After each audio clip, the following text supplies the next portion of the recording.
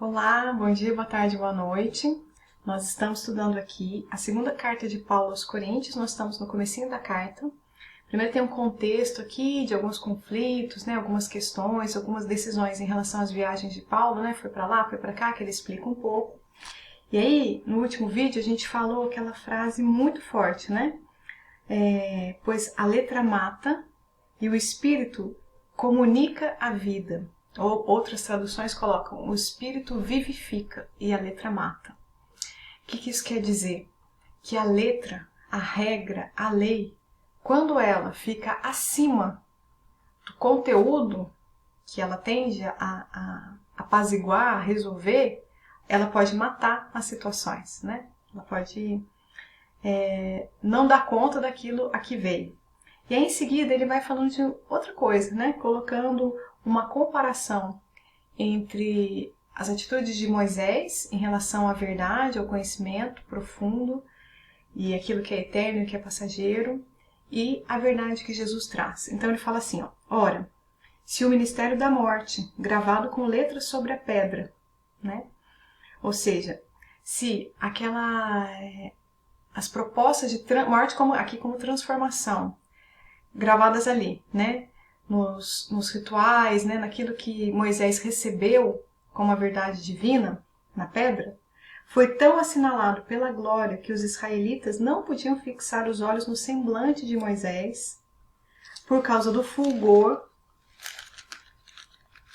Que a página deu uma grudadinha aqui. Que nele havia, fulgor, aliás, passageiro, então isso está lá em Êxodo. Tem algum momento que eles não podem olhar diretamente nos olhos de Moisés, porque tem ali um brilho que é passageiro. Como não será ainda mais glorioso o ministério do Espírito? Então, ali foi uma situação e decisões do momento em que era melhor um véu, Moisés assim decidiu, e eram coisas mais passageiras, Sim, a revelação divina sendo trazida, mas com um conteúdo ali que ainda tem elementos passageiros.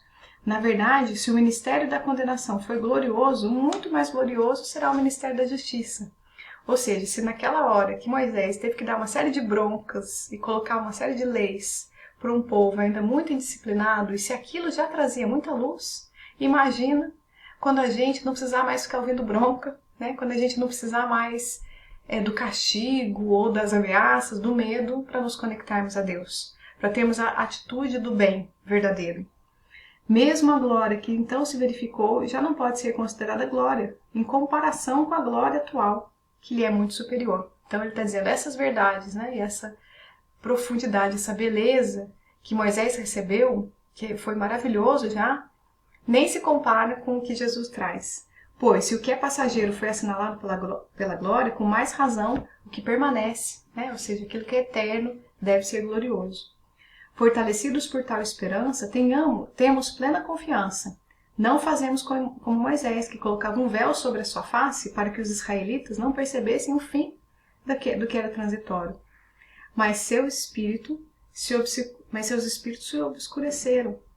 Sim, até hoje. Então aquilo que Moisés vivenciou tocou muitos corações, mas depois de um tempo, passou um pouco, Até hoje, quando leio o Antigo Testamento, este mesmo véu permanece, não é retirado, porque é em Cristo que ele desaparece. Então, quando Jesus vem e traz a sua mensagem, ele tira todos esses segredos, ele simplifica tudo, ele resolve tudo.